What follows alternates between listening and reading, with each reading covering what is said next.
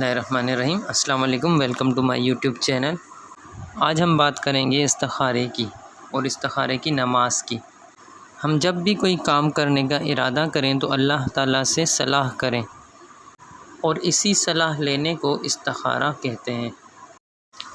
حدیث شریف میں استخارے کی بہت ترغیب آئی ہے۔ نبی کریم صلی اللہ علیہ وآلہ وسلم نے فرمایا، اللہ تعالیٰ سے صلاح نہ لینا اور استخارہ نہ کرنا بدبختی اور کم نصیبی کی بات ہے۔ کہیں منگنی کریں یا کہیں شادی بیاہ کرنے کا ارادہ رکھتے ہیں یا کہیں سفر کرنے کا ارادہ رکھتے ہیں یا کوئی بھی کام آپ نے کرنا ہے تو آپ نے بے استخارہ نہیں کرنا، تو انشاءاللہ تعالیٰ آپ کبھی بھی اپنے کیے پر پشیمان نہ ہوں گے۔ استخارہ کرنے کے بعد اگر ایک دن میں کچھ معلوم نہ ہو اور آپ کا دل مطمئن نہ ہو تو آپ نے دوسرے دن پھر ایسے ہی استخارہ کرنا ہے، تو اسی طرح آپ کو پھر تیسرے دن، پھر چوتھے دن، اسی طرح آپ کو 7 دن تک استخارہ کرنا ہے، تو انشاءاللہ تعالیٰ آپ کو اس کام کی اچھائی اور برائی معلوم ہو جائے گی۔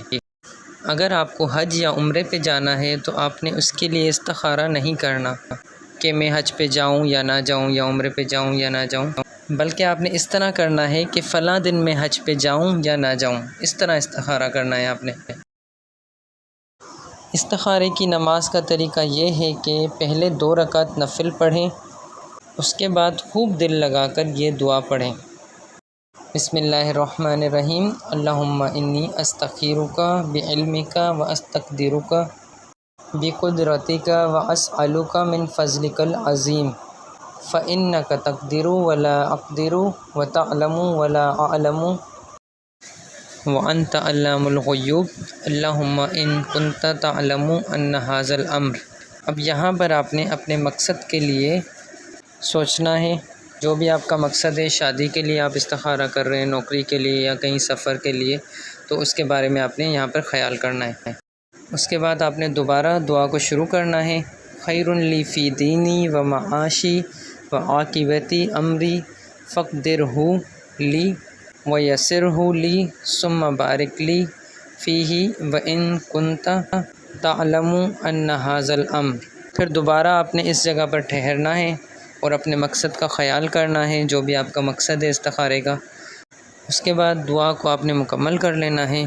آگے ہی دعا ہے، شر لی فی دینی و معاشی و عاقبت امری فاصرفہ عنی واصرفنی عنہ واقدر لی الخیر حیث کان ثم ارزقنی بہ۔